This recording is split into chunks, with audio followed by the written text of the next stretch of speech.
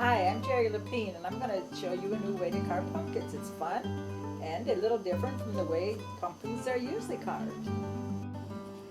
I always choose a pumpkin that's tall and slender, therefore you can get a lot of expression out of and a lot of place to carve.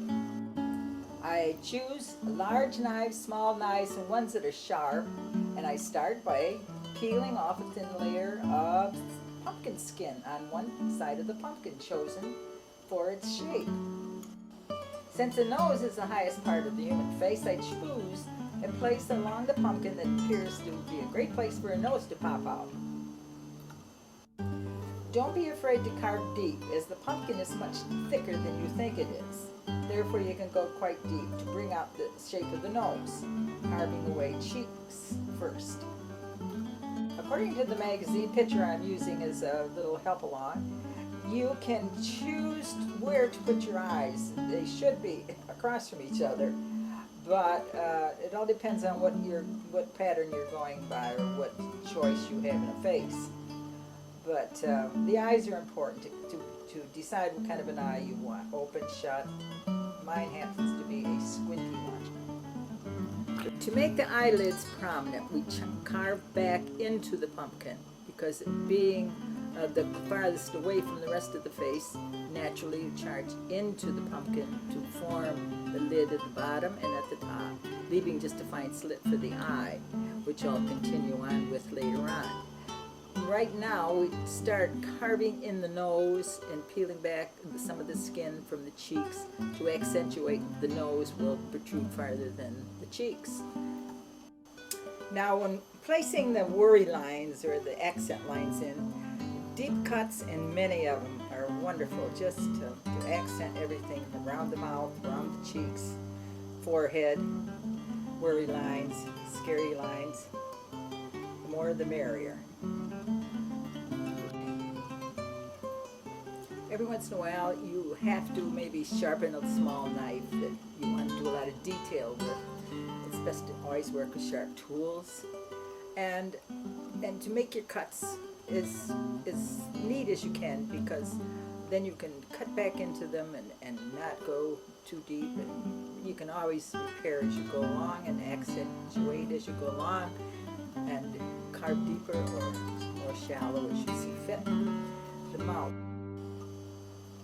Now is a good point to accentuate the nose where it dips in between the eyes, and dig that out a little bit there, and the forehead, to put some lines in the forehead. He's scowling, he's got his mouth open, he's got lines all over his face, and you can put lines any place you feel, but arch them so that they look normal and natural.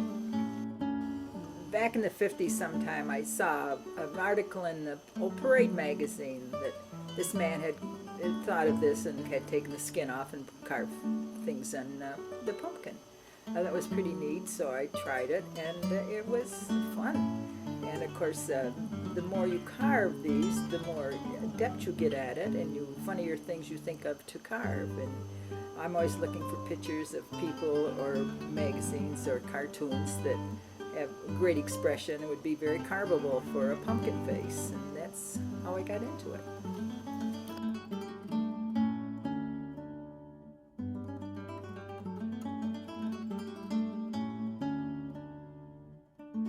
Now to me, the fun is the mouth.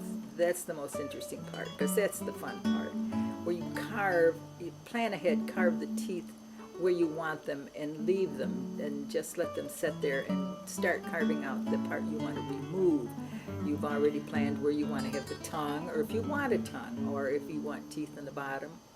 But it's the mouth is the fun thing to do, because you can really make it look real, and you carve away a lot of inside stuff too to get rid of all the excess thickness. This pumpkin is especially nice. It's nice and thick, so I can really work on my teeth and the tongue and the teeth in front of the tongue. That is the fun part, where you become the dentist. You can do anything you want with your teeth here. They're your teeth. You can have them snagged, you can have them chipped, you can have them missing, but they're your teeth, and you can have a lot of fun with carving the teeth, because they become very realistic as you go along.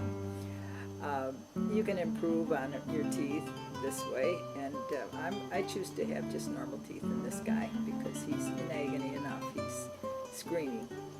So you can detail it right down to however you like it. Now, as to the painting, I've used many methods and many different styles, but for this particular guy, he's not seeing too much. He's screaming, so he just has a hint of that, an eyeball back in there, and so I don't must do much with that. And as to paint him, I've decided on a dark pale green that I'm going to put on, just slash it on and take a wet paper towel and quickly wipe it off. Just so that stain is sunken in. It's just an acrylics, and it's wiped off quickly and spatula. We don't want it to be too detailed. And inside of the mouth, I've painted red, and I leave all the garbage in the mouth. And of course, then the teeth have to be white or yellow, however, and the tongue has to be a natural tongue color, or whatever you choose. But basically, he's done as far as the carving and the painting. At the end, to preserve them a little bit more, I put on a matte gloss finish, and voila! That's the end.